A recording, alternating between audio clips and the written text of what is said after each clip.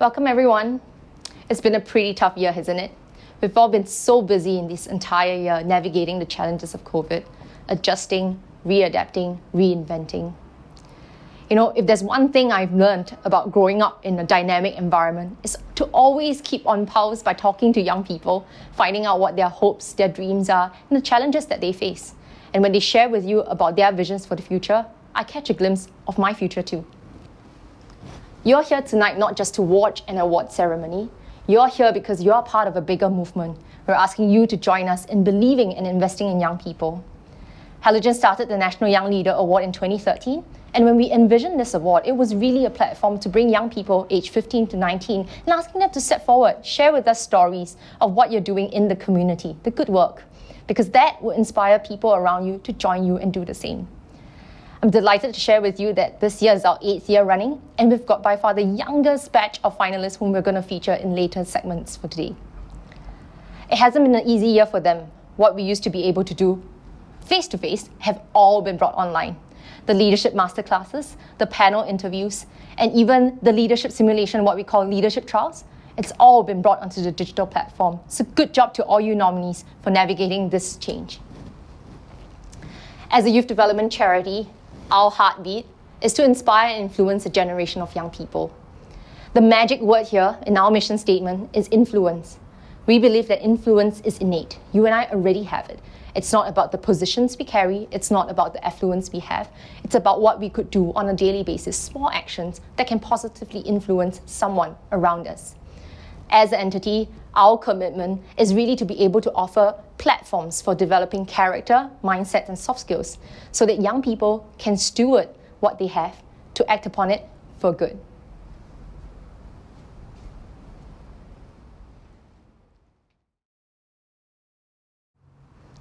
Tonight's award is not just about title, but it's about empowering young people who have already stepped forward to say that they want to make a positive change in their communities. We've already been involving the finalists in the Halogen Young Leader Fellowship, and this is a platform that we will continue to commit to bring partners and resources so that young people like yourselves can become positive change agents. To the young people that are watching the show tonight, this is to celebrate you and your youth, as well as what you could create for your communities. So sit back, relax, and enjoy the conversations ahead.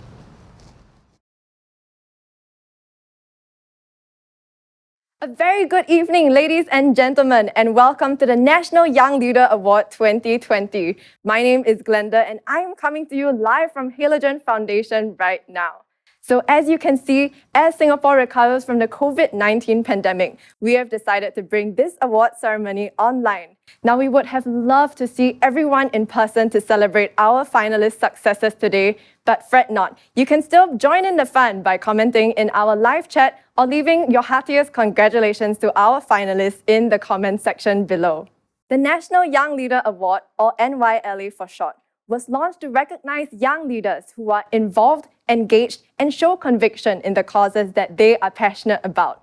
And this is all despite of all the twists and turns that this eventful year has brought us. So tonight, we celebrate our 8 finalists who have made it all the way to this stage in their NYLA journey. Just over the past few months, our 8 finalists, Ashley, Edina, Nicole, Haziq, Javier, Yuteng, Shiqi, and Kalin have gone through so many challenges as an individual, as in a team, forming meaningful friendships along the way. But of course, tonight we will recognize the top 3 winners for the NYLA 2020 awards.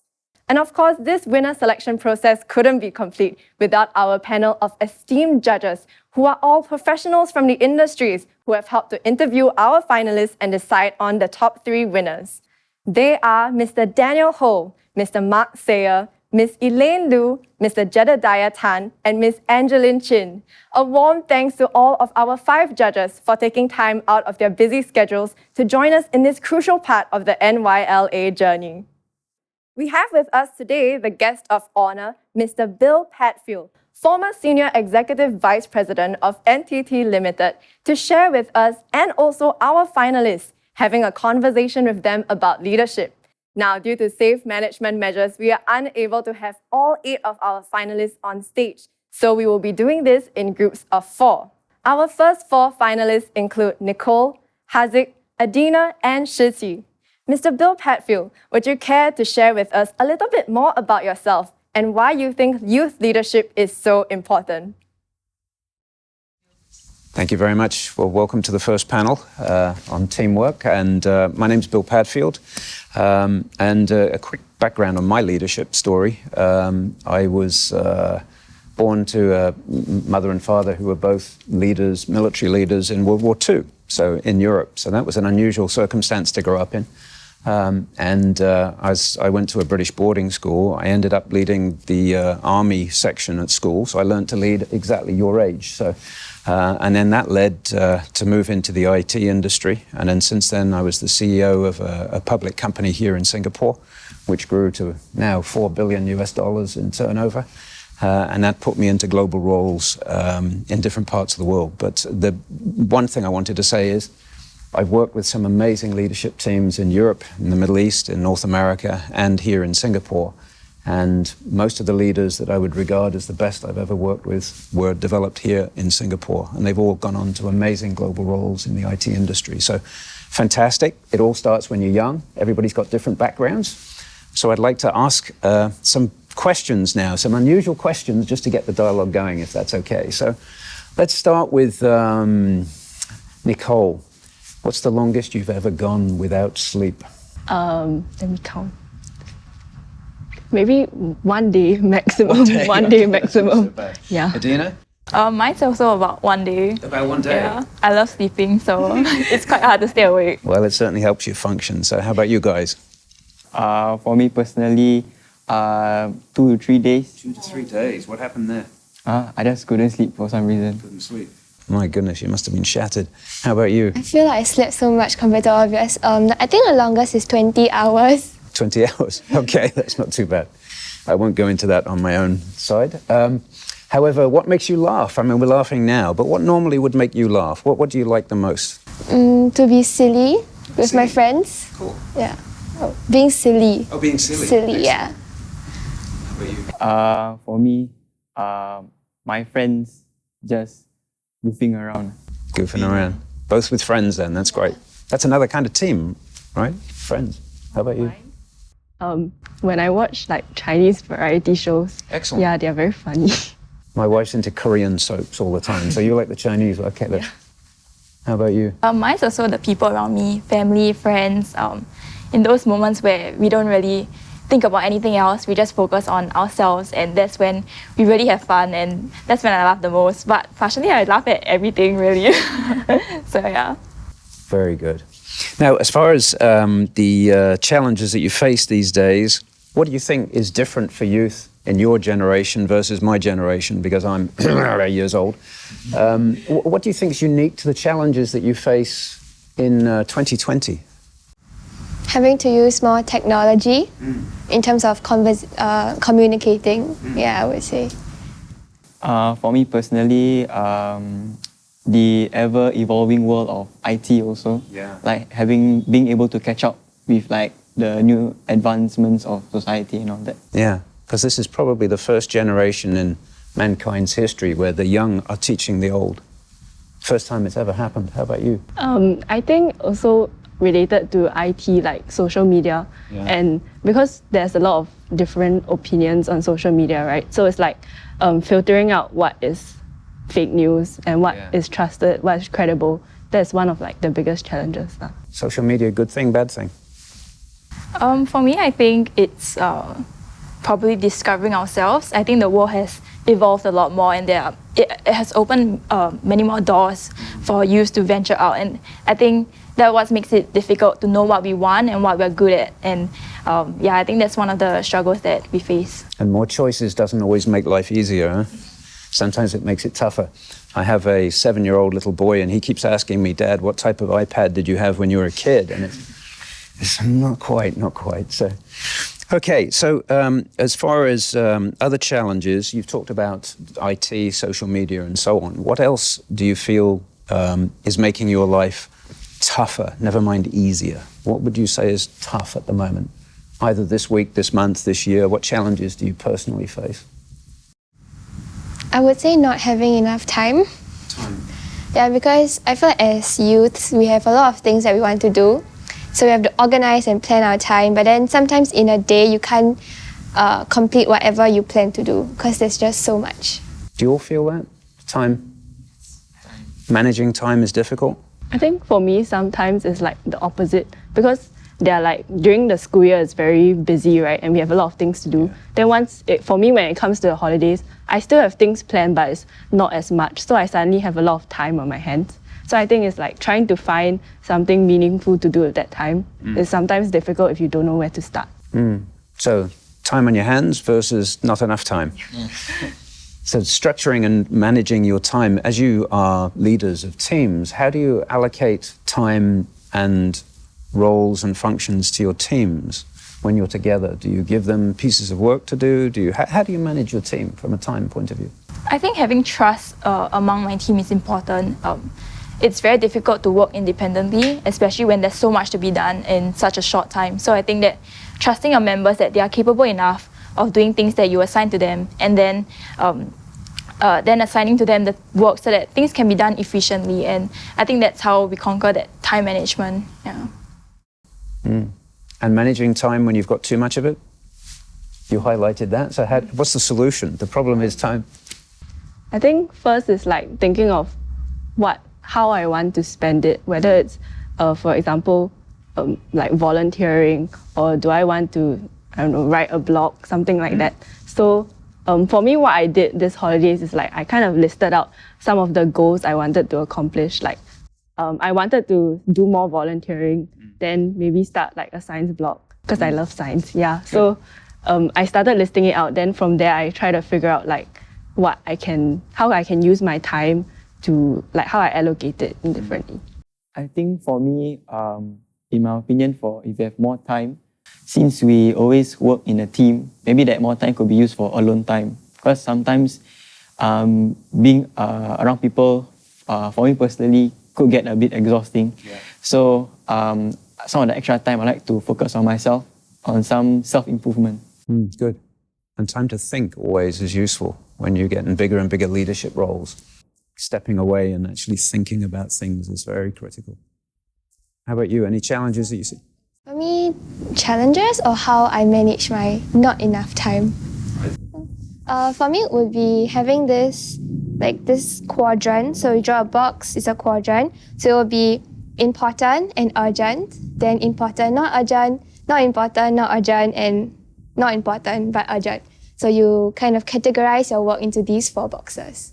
Yeah, I think that's how I deal with it. And it's very useful because those types of models will enable you to scale up as you grow into more and more responsibility. And remembering those basic things, very important. People forget them, Get very stressed. And of course, the more you get pressure to do things, the more stressed you can become. So this is where you rely more and more on your team so that you don't end up taking it all back to yourself, pushing it back to your team. This is where you must rely on such strong team members. How do you select team members? Are they imposed upon you or do you pick your team? For me, personally, how I select team members, right, is I normally get to know them first. Maybe have some icebreaker sessions, really get to know them personally. So from there, I could actually see what is their potential. I don't know if you guys can do that too, but I feel like throughout my leadership journey, I could actually gauge what they could be, what's their potential. So from there, I would also know their opinion on what position they are interested in and see how if they are suited for it. If they really want it that badly, I'll let them give a try for the position. But if not, I'll recommend them another position. I think for myself personally, we do it the same way in like our school. So what happens is the central committee of our prefectorial board will like sit down and we'll discuss all the other prefects in the prefectorial board and like what we think their strengths are so far and what areas we want them to sort of improve on. Then based on that, that's how we choose people for our own committees, that people that we want to help grow or like help mentor in a way. Yeah, that's how we select ours too. Very good. For me, I believe that the people chooses the leader, not the leader choose the people. I think that's because I wasn't always very confident, but with the help of those around me, even those that I am leading, they were the ones that were always there encouraging me at every step of the way. And so they are the people that really made me the leader I am today, and they are the ones that taught me how to lead. And so I think that it is the people that chooses the leader, and I don't really necessarily pick out the people. They are the ones that share the same values as me, and in turn, all of us progress as a team, and we grow together. So no matter whether we have strengths or weaknesses, we all grow together as a family. Yeah. What's more important in team members, attitude or ability? Attitude. Yeah. Ability, I feel like you can train it, you can work on it. Yeah. For attitude, it's slightly more difficult because if it's already in you, it comes out more naturally. So all the things that you're involved in, it's easier to just do it without thinking much about your attitude. If you don't have patience, you will probably just keep like pushing things on and on and on, and you don't really want to wait. And I feel like sometimes taking a step back to think is important. Yeah. So for me, attitude is also important because attitude to me is what really drives a person, really makes them be willing to like grow, especially when things are getting tough. You need to have that perseverance, that resilience to actually fight through and be able to come out of your own comfort zone and actually grow. Very good. Yeah, I agree with what the both of them said as well. They've kind of summarized what I wanted to say, but yeah, for me, attitude is more important than ability too. It's very hard to teach attitude, isn't it? Good. So what's some of the barriers that you face at the moment developing your initiative around leadership? What do you see as a challenge that's your school, your position, your families? Is it all easy to develop those leadership skills, or do you find there's barriers, resistance sometimes? Personally, for me, I've always struggled with confidence. And so that was kind of the largest stumbling block that I faced throughout my leadership journey. I was always comparing myself to other leaders and thinking that I wasn't good enough and that others are better suited for the role than me. But I think throughout my leadership journey, I've learned that I am enough and I am good, I'm doing well, and I'll continue to do so. Very good. I think one of the challenges I personally faced was sort of, because in our school we have more than one leadership board. So there's the prefectorial board, but there are also house leaders and class chairpersons. And with different leadership boards, you get different values and you get different sort of ways of doing things and ways of thinking. So when we work together, I think one of the challenges I initially faced was like trying to bring both teams together to get them to collaborate effectively without having too much of conflict. Yeah. So that's one of the like key things that I learned also, how to manage conflict and how to balance the two sides. And that's always going to be in teams, always going to be in teams. So personally for me is my own barrier, I guess, is myself. Because I have a low self-esteem. So when I was in lower sec, I didn't really see myself as a leader or someone that can really take charge. But thanks to my seniors and the people around me, they managed to pull this leadership thing out of me. So I'm quite happy and appreciative that these kind of people do exist around us and around me too. Very good, very good. One barrier I think we all face, or most of us, will be communication. It's quite commonsensical in the sense that everyone can talk, everyone can interact with others, but it's that I feel we assume too much. We think that the other person knows what we're thinking about. We assume that our team knows what's going on, but in reality, they might only know the rough idea, and they might not be brave enough to ask and confirm about it. Yeah, I would say communication is one of the barriers. Very good. Thank you. So it's an interesting journey on leadership, and often they say it's lonely at the top. Do you find leadership lonely? Personally, I think I do find leadership journey. Yes, we have a team, we have a board of probably around 80 people, but at the same time, you're the ones that making decisions on your own at times, especially when you're at the top and you're responsible for those decisions. And most of the time, when you're at the top, you're responsible for other people as well. So it's not really, you don't really share the responsibility with everybody. Sometimes you're the one taking responsibility, and I think that's when it gets quite lonely. Yeah. But like, isn't there like people that support you? Don't you feel like those kind of people are like the shoulder for you to lean on? Yes, they are my support, and I do rely on them. But sometimes when I have to make decisions on my own, because these kind of things comes with the position of a head prefect, and that's when I really struggle to kind of, keep it confidential sometimes when I'm not supposed to share things with other people and I'm just supposed to keep it to myself. Yeah. Yeah, it can get lonely at times. So I feel like it is important to open up and not just bottle everything up, because I feel like the leadership journey sometimes is, although you are going through it, but it's also the people around you that are going with you. So I feel like at times we should open up and just share our thoughts and opinions. I think I agree with what Haziq talked about, like supporting each other, like having your support group.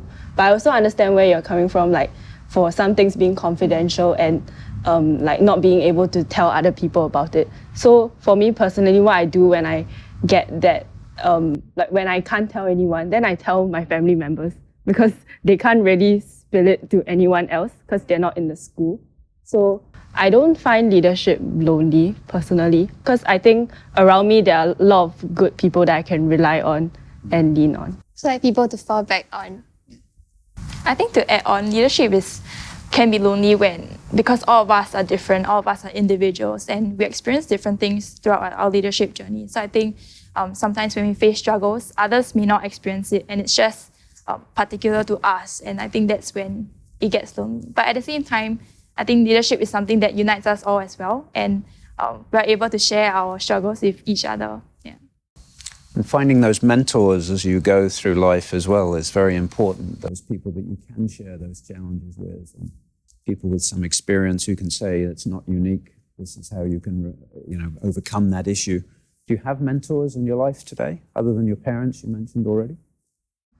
I think for me, I don't have like someone who's older than me, who's like mentoring me in my leadership journey. So I mostly rely on the people I work most closely with, which is my central committee.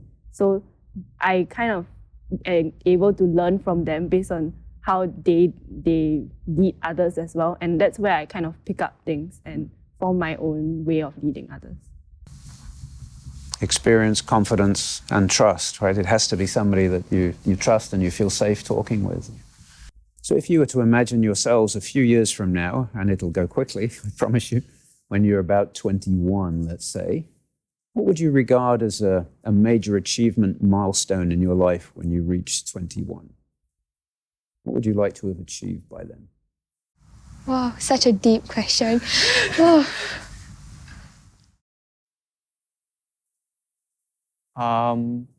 I guess for me, how I see myself is possibly in the realm of IT. I'm really interested in coding in the moment, and I like tech. I'm a geek in a way. So I feel like I'll be possibly a big achievement for me would be starting either a tech YouTube channel or create my own website and posting some of my discoveries about tech, or maybe providing new code for the community. And I think, that would be a pretty big achievement for me. I started coding at 21. Yeah, about the same age. I think for me, because I want to be a doctor next time, so at 21, probably one of the biggest achievement would be getting into medical school, because it's quite difficult. Yeah, so if at 21, I am studying medicine. I think that will be one of the biggest achievements for me. I do agree with Nicole too, because I really want to be a doctor when I grow up as Two well. doctors. All right. Yeah, that would be my achievement, I would say. I think you can make that 3 doctors. Three doctors and one IT. Okay. Like both of them, I do find joy in helping people, and I think as a doctor, you get to bring hope to people. I think hope is a very important thing. It allows us to dream, and it allows us to do things that we can't really imagine now. So I think that just being a doctor and saving people, I think that's what is can be called a pretty big achievement, and that's what makes me happy. Yeah. I'll say. Well, I think that's absolutely tremendous, and I hope you are able to achieve those very ambitious goals. And I think it's fantastic. I look forward to seeing your YouTube channel as well. And all these things that YouTubers and things didn't exist when I was younger. So I think you've got some wonderful opportunities. And very, very best success for the future to all of you. Thank you, everybody. Well done. Thank you so much. Thank you.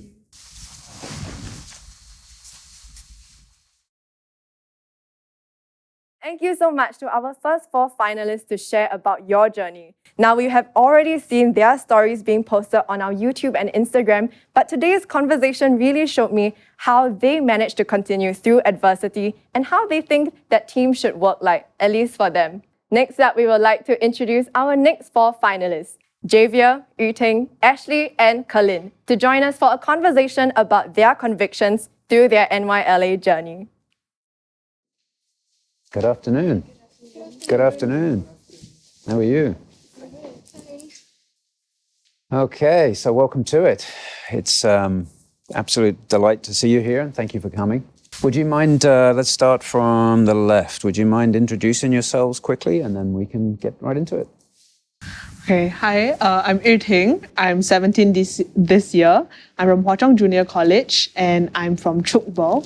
And I'm someone who is really passionate about the creative process. So I love writing songs, I love making music, and baking and cooking. So yeah, that's what I engage myself in. Hi, my name is Colleen. I'm from Paya Lebar Methodist Girls' School Secondary, and I'm 16 this year. And I personally like to do a lot of things, like during my free time, I like to do random things, like watching YouTube and spending time with myself. Okay, very good. Hi, I'm Ashley. I'm from Methodist Girls' School, and I'm 16 this year as well. And I would say that some of my hobbies include baking and cooking as well, and playing badminton.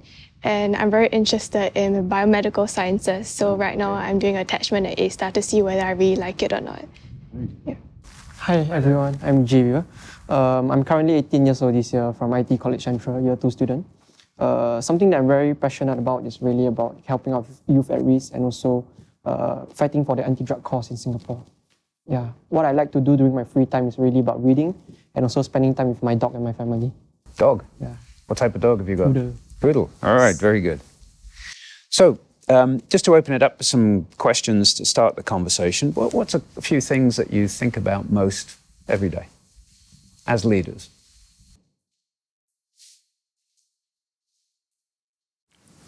I think for me, I usually think about how I'm going to spend my free time, especially after O-levels, and I have a lot of free time to do. So I'm thinking of what's the next step as leaders, like as a leader, what should I do next? So for example, like these few days, I've been planning to volunteer at the hospice. So that's something that I've also been thinking about these few days, and finding opportunities to volunteer. Very good. Very good. I think for me, personally, like as a leader, we have different stages, right, of our life, I would say. So sometimes when you are planning a project, you would always think about the final goal of the project or the process of the planning.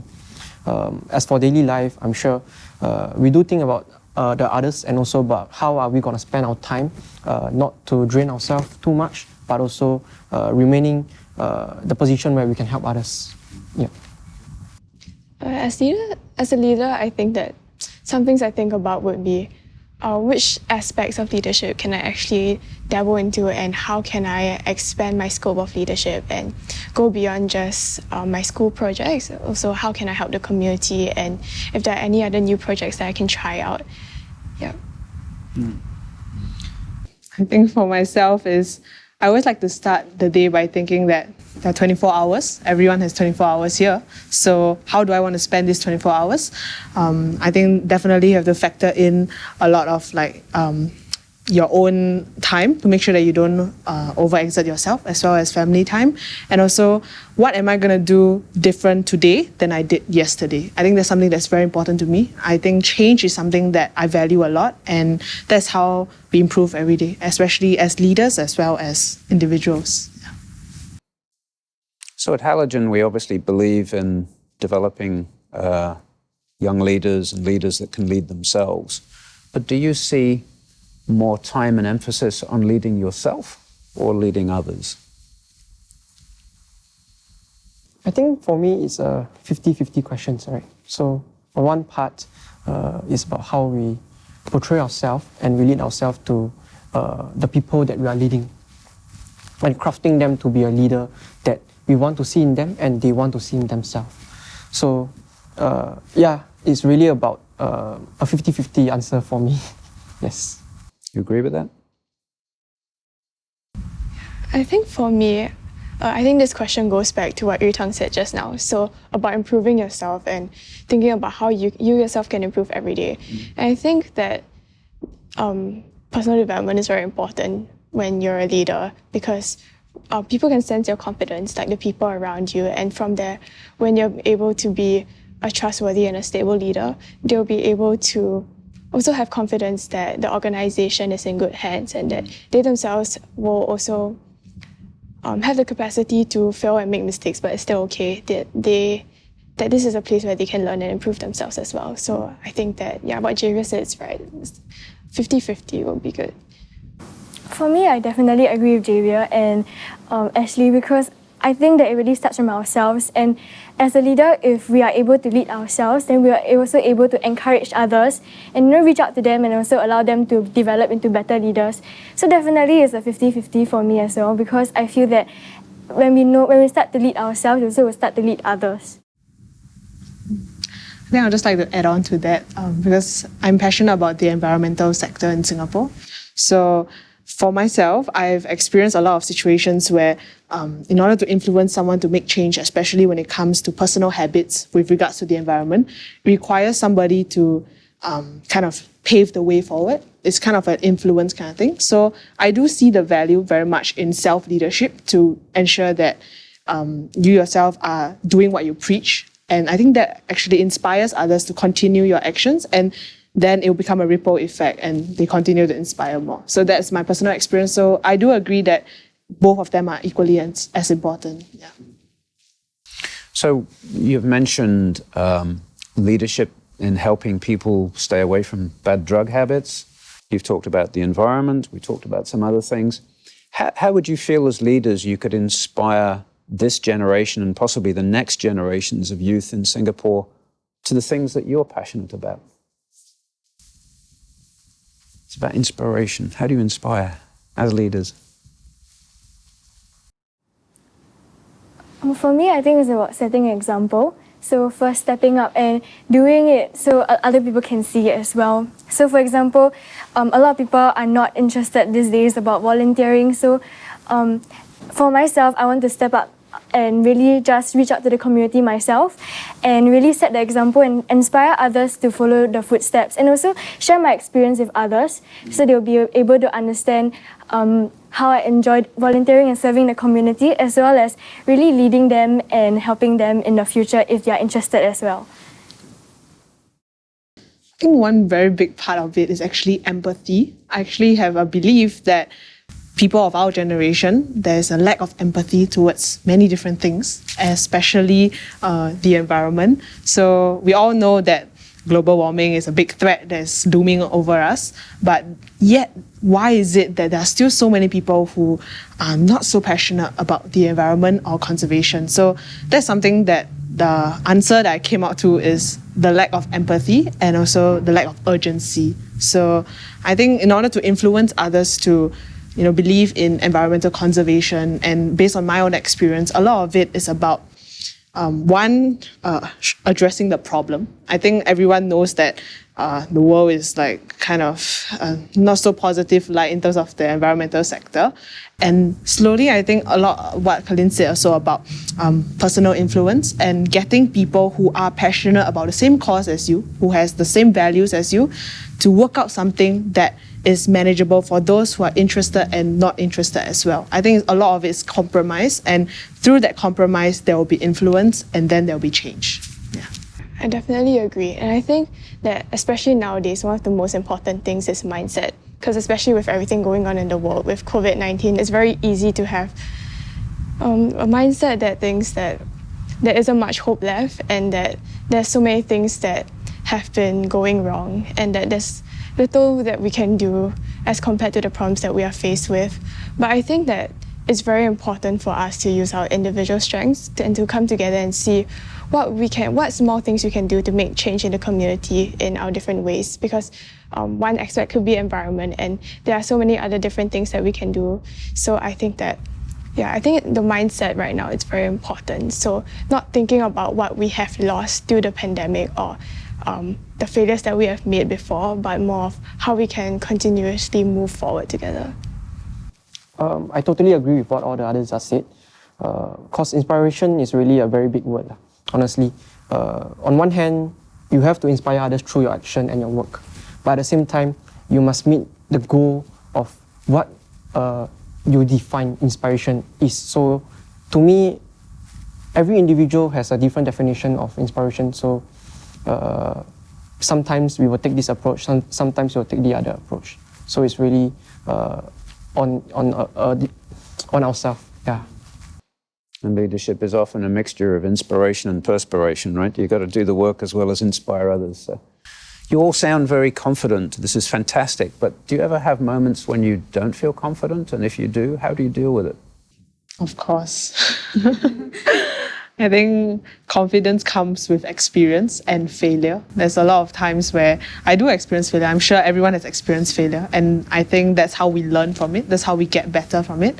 So I think one I guess you can call it a failure, or maybe something that I didn't expect so much that threw me off guard, was that when I came into Hwa Chong, so I used to be from Nanyang Girls, where the school's culture is such that we really supported new initiatives. But over in Hwa Chong, where the environmental kind of movement is a bit slower, I found it very difficult, and I still find it very difficult till this day, to encourage people to be involved in any kind of environmental movement. So I think that is something that I'm still struggling to figure out what is the best way to go about it. And through the kind of maybe rejection from the school, like let's say we want to push our initiative, or rejection from our peers and they don't really want to engage in it, I think that is through those times where I really learn to take different approaches and to think out of the box, think a bit creatively of how to engage more people. And I think that kind of experience allows me to be a bit more confident in the way that I do things, because I've managed to work with different kinds of people who have different kinds of working styles and different opinions as well. Right, so for me, I think definitely we all deal with disappointment in our life. So I would say for mine, it's really about sometimes things just doesn't go the way that you want to see. And that at times we have to really look at the rationale of it and discuss, will it benefit the project as a whole? And if it do, I'm sure that this will cover up our disappointment and move on ahead. But if it doesn't, then it's really about you fighting for disappointment and achieving that what you want to see in it. Okay, for me, I feel like confidence is a difficult thing to tackle, and sometimes it's very funny because one day you can wake up and you can feel really confident, but the next day somehow you just don't feel like you're good enough. So I think it's something that's very unexpected. I think that one way that we can tackle this is to have a support system around us, like what many of the other contestants have said just now. I think that having that kind of support system and having your mentors as well as your juniors and your teammates to support you is something that's very important in your leadership journey and in your life in general. And I think that having confidence is also something that we can nurture in the people that we are leading.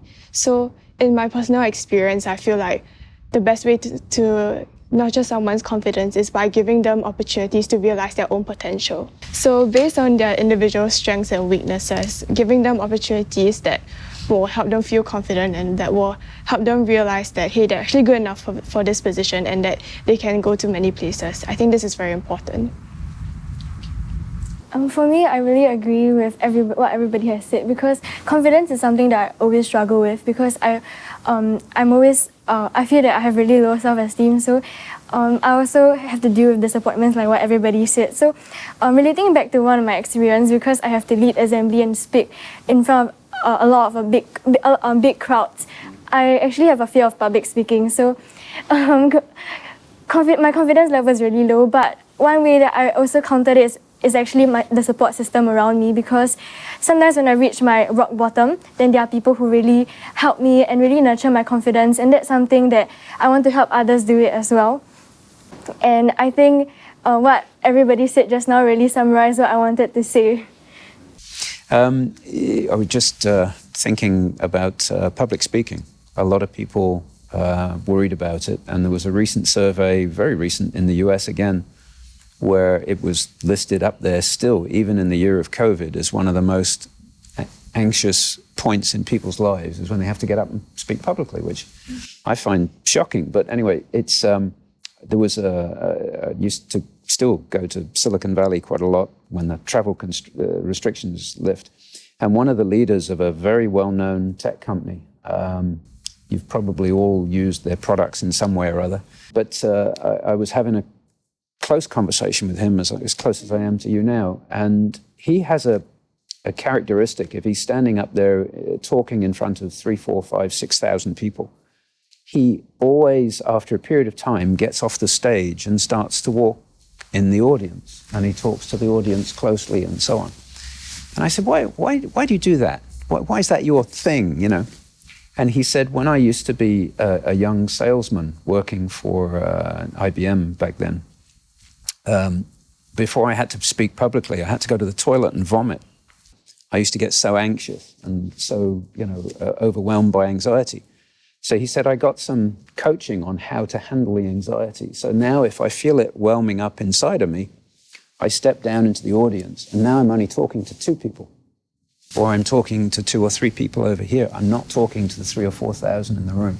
And that's how he controlled it. And he's a master at public speaking. So any of you that feel nervous about it, it is something you can overcome and really thrive.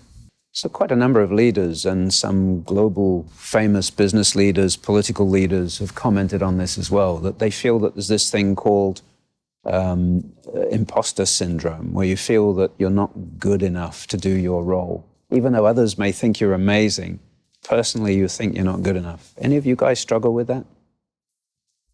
Yes. Definitely. I think, everyone struggles with that once in their life, at least once in their life. And I think personally for me, like what Ashley said about sometimes you can wake up in the day and you feel, wow, I'm 100%, I'm going to do everything today, I'm superwoman, that kind of thing. And there are moments where I feel like, today is not my day. I'm tired and I don't believe that I should be here. I think someone else should be here. And I think a lot of this got to do with comparing yourself to somebody. And I think over the years, it's something that I have to consciously tell myself not to do. And it is something I believe that we all need to remind ourselves not to do, because we are individuals and we are leading people, or we are a follower. And that is because someone has put their faith into you. And some point in your life, you believe that you can do it. And so why should there be a change where today suddenly I can't do it, that kind of thing? Nothing really changed much. So I think a lot is about self-confidence, although it's easy to say, but it's difficult to do, definitely. But I like to do something at the end of each day, which is a grateful journal, that kind of thing. It sounds a bit cheesy, but I like to write down like 3 things at least that I'm grateful for that day. And I think that really grounds myself, and that kind of allows me to also reflect on the day and realize that, oh, I did this, instead of I didn't do this, I didn't do this, I couldn't do this. I think a lot of it is the power of the word yet. I love this word yet. It's a lot of, I didn't do it today yet, but another day or tomorrow I'll do it. So I think that's how I encourage myself, and that allows me to move on from whatever setbacks or failures or unhappiness that I had that day, and overcome the imposter syndrome. Yeah. I think a lot of it is also about realizing that everyone has their own phases in life and everyone is going through different things in their life at this point of time. So you've been given this opportunity to step up during this time. So someone has put their faith in you, or a group of people have put their faith in you, as what Yu-Teng has said just now. But this also means that you should take the most of this opportunity and not dwell about not being good enough for it or thinking that someone else should be in your position, because they will also have their time to shine, and it might not be now or it might have already passed. So it's a lot about not comparing. I really agree with that. And I think that this is something that we have to consciously remind ourselves of. And also it's a lot about whether you see the cup half full or half empty. I think that's a very, very big part of it, and seeing the opportunities rather than what you have failed to do and what you have not done yet. Well, for me, it's a very simple answer, because lead back to an example personally was back in April when I was volunteering as a safe distance ambassador. I had my peers telling me that, oh, you are only 18. Are you able to deal with complex cases and issues? So on my hand, yes, I do feel demoralized at the same time, because being the fact that I'm 18 and most of the people that I'm working with are 40 and then in their 50s, some of them even. Then on the other hand, I also look at the issues that, oh, I have people who believe in me. There are two types of people, that one believe in you and one don't. So it's really about living up to the standard of how they believe in you and being there, showing them that to prove them right and prove the other party wrong. Yeah, so that is how I deal with such situation most of the time. I really agree with all of them. I think for me, imposter syndrome is something that I deal with almost every day when I go on duty, and I always compare myself with my teammates. And what I do is I feel that it gives me the motivation to go to school every day and telling myself that I can do better the next time and that I do not have to compare with other people. And there are also people reminding me that they have faith in me and there's a reason why I'm in this role. And also my team members who also encourage me, and I feel that that's a very important part of for us overcoming the imposter syndrome that we all face. Surrounding yourself with a great team as well, and mentors again to help you, so you can discuss it.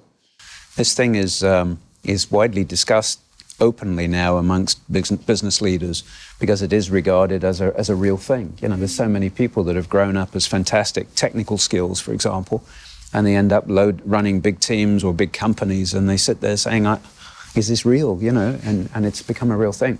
Talking of another real thing, what about this cancel culture thing that's surfacing at the moment, this phenomenon? What, do you think it's real? How do you overcome it? I think it's very real, especially on social media, like platforms like TikTok and Instagram, because a lot of people are getting cancelled for something that they have done wrongly.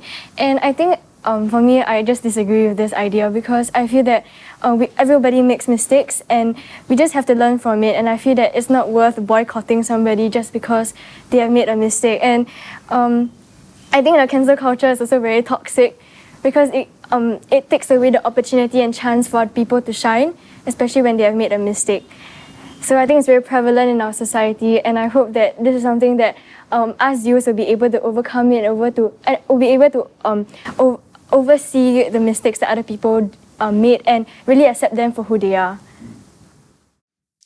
Actually, I like to comment on that, because sometimes I feel like some people didn't make a mistake per se. They just have a different perspective than the majority. So I have a few friends who boycott a particular author because they do not have the same beliefs as the author, and also do not like the recent show Mulan.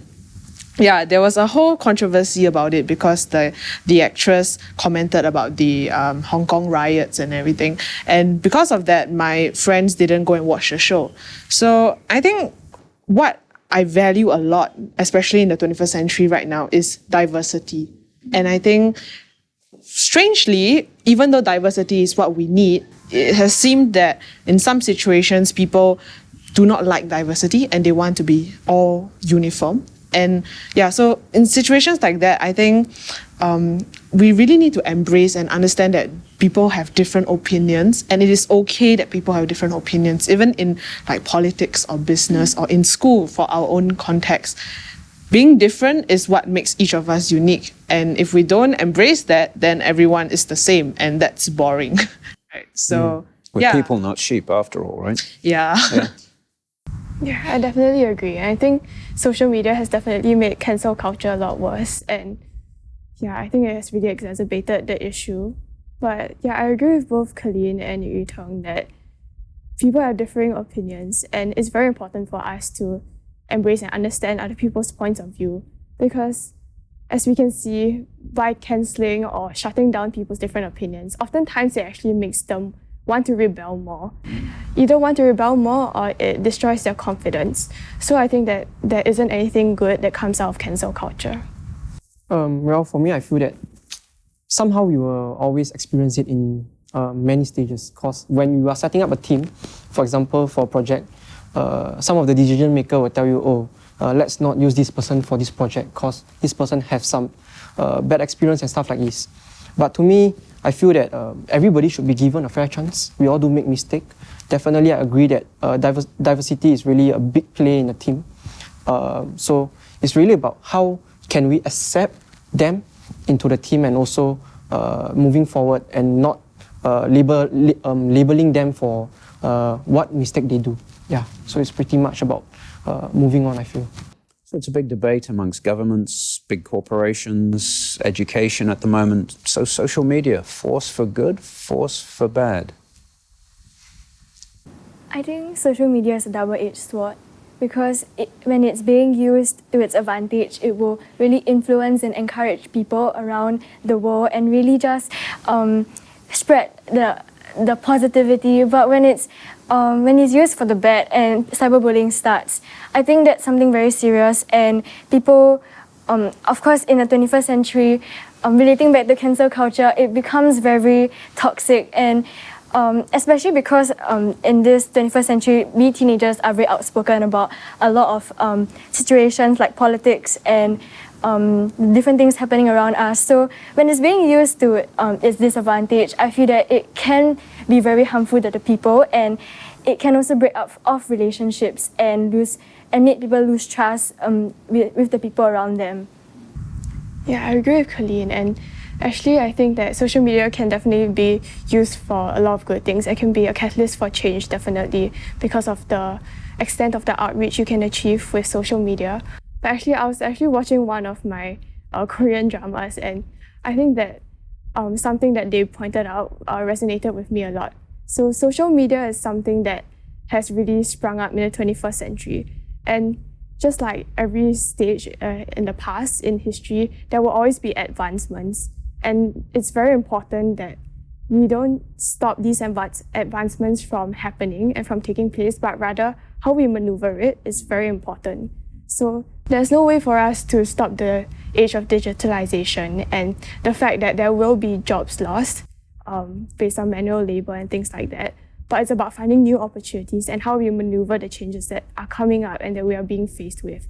I think that this is the only way that we can advance as a country and as a nation in general.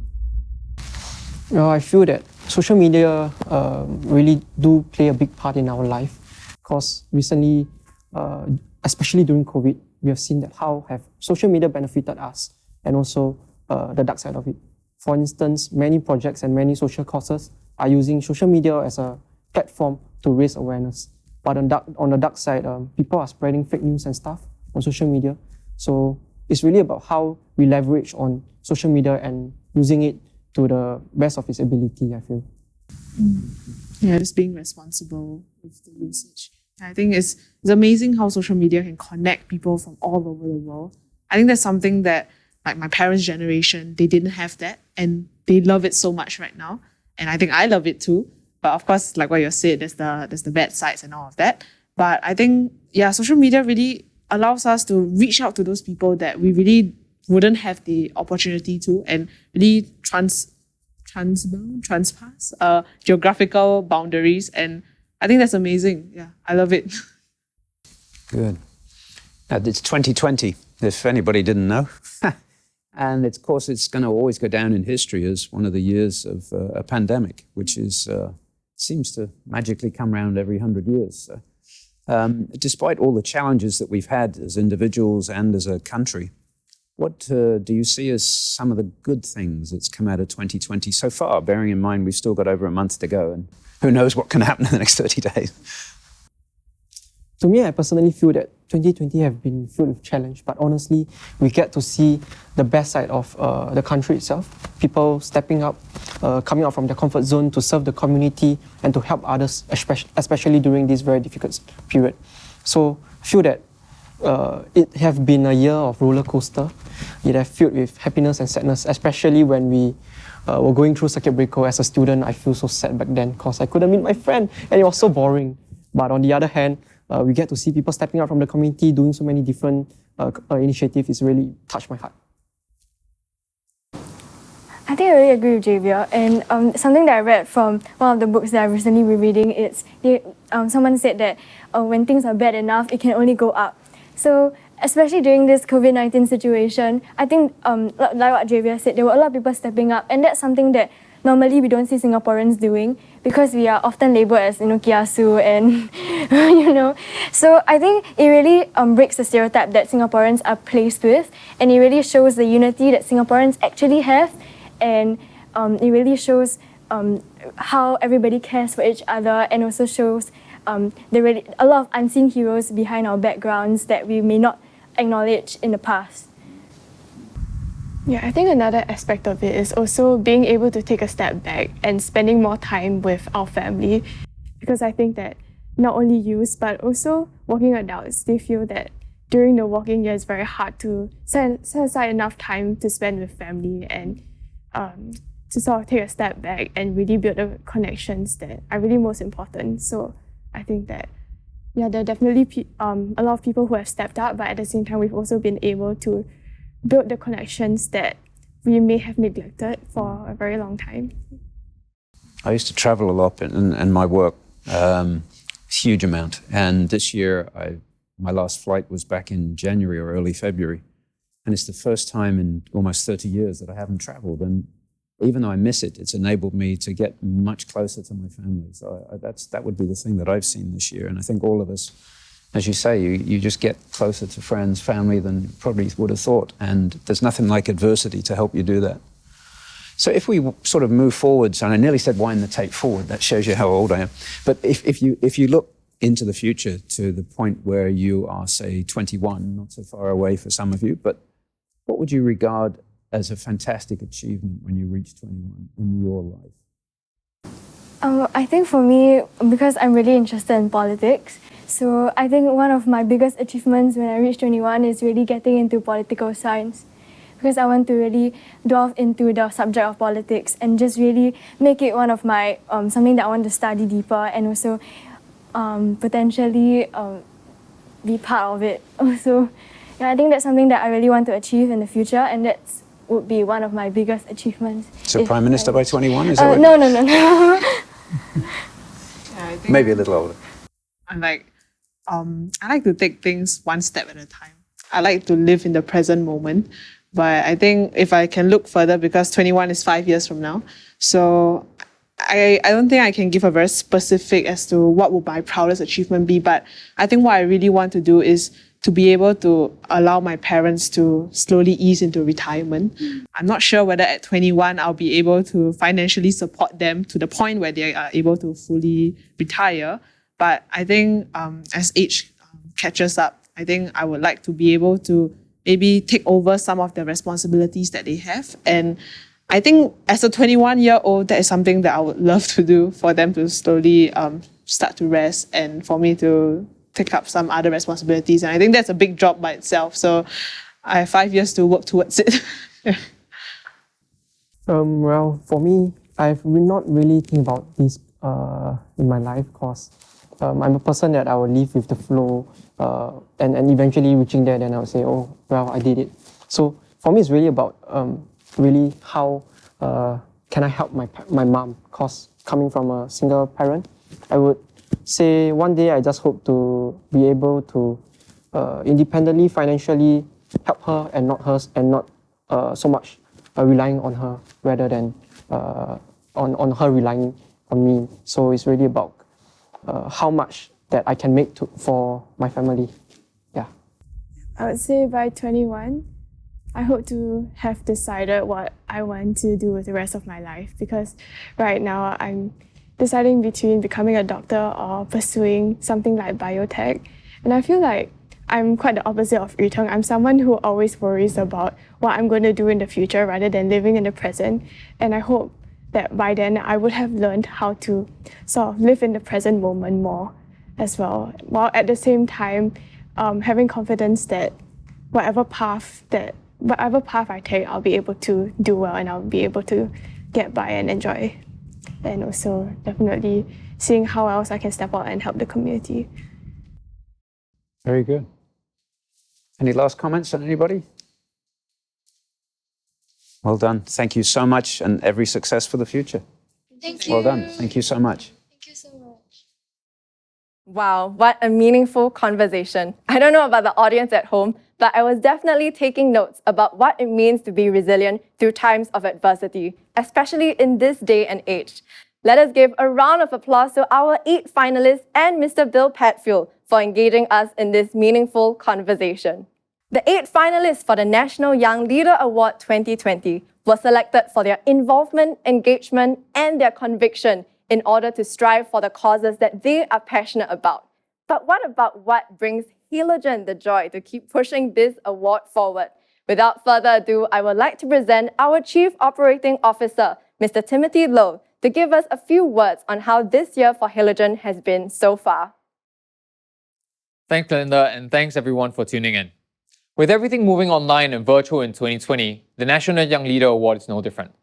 Where we used to meet our young leaders in person for their leadership masterclasses and for the day camps, we've been seeing all of them through screen, just like they're seeing you through screen right now.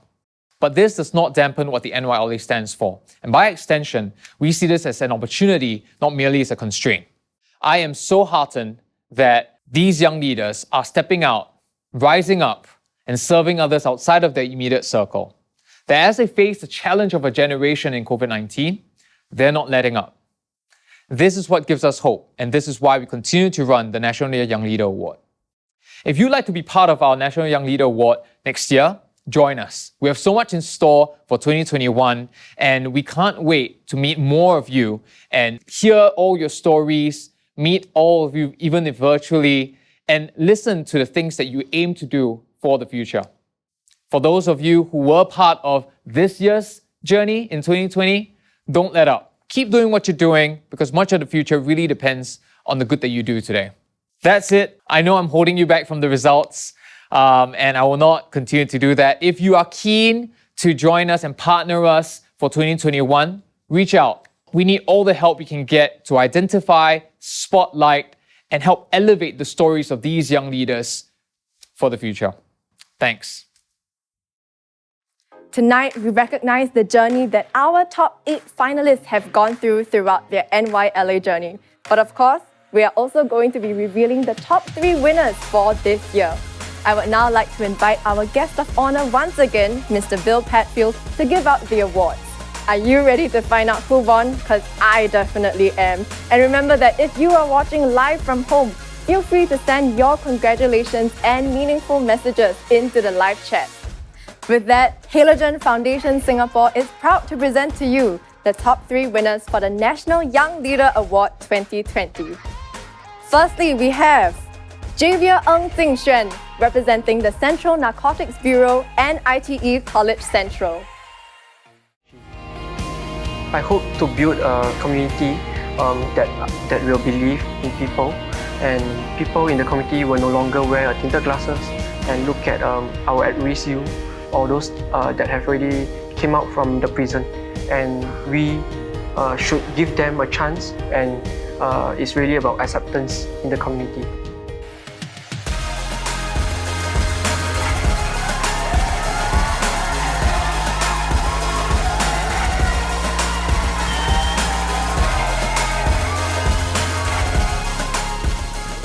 Next up, we have Ong Yu-ting, representing Nanyang Girls High School. When I saw it, something just hit me, and it was a very sad moment, but also a very hopeful moment, because I knew something was ignited that I didn't know was there in the first place. It slowly came to this realization that I myself as an individual, I can create change if I choose to.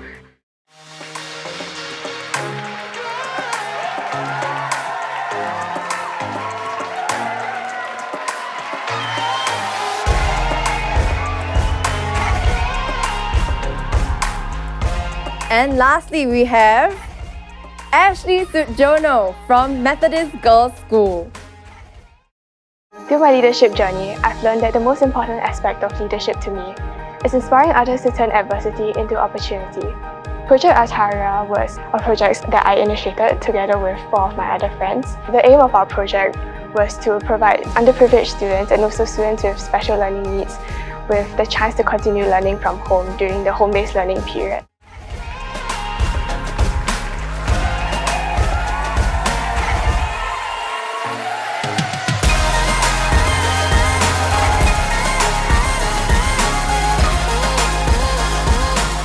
In October, if you had followed us on our Instagram at Halogen SG or our YouTube channel, you would have heard the stories of these 8 finalists. And the one that receives the most number of likes would be the winner of the People's Choice Award. The public has voted for their favorite leadership story, and the finalist with the most number of likes is Mr. Haziq Mikhail from Meridian Secondary School. Congratulations to Haziq.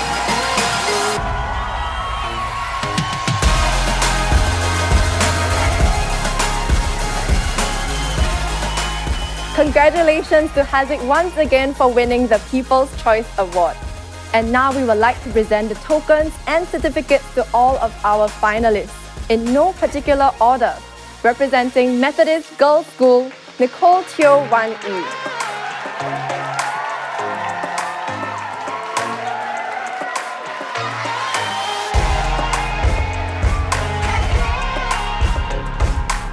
Representing Nanhua High School, Wang Shiqi.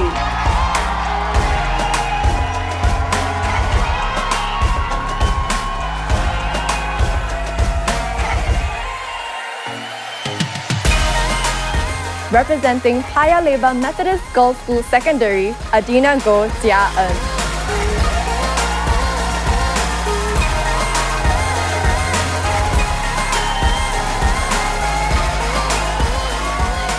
Representing Paya Lebar Methodist Girls School Secondary, Kalin Chan Si Chi.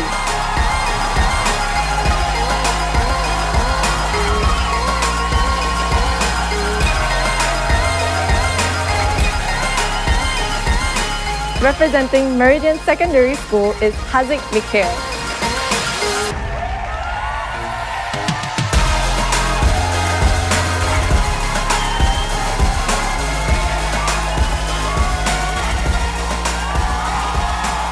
Ladies and gentlemen, introducing to you the National Young Leader Award 2020 winners. Heartiest congratulations to all of them, and also not forgetting the rest of our finalists. If tonight's stories of exceptional leadership have renewed your belief in recognizing or developing young leaders, be sure to join us on the lookout for our next year's awards. Now, nominations will commence in January 2021, and of course, you can follow our social media handles at Halogen SG in order to find out about more details and when the nominations will begin. Congratulations to all our finalists and our winners once again. We are so proud of each and every one of you for making it this far in the NYLA journey. For our audience at home, please continue to give all these positive comments and encouraging words for our finalists. Your presence today really means so much to all of them. And that's all we have for today's event ceremony. This is Glenda signing off from Halogen Foundation. Thank you everyone for coming and stay safe.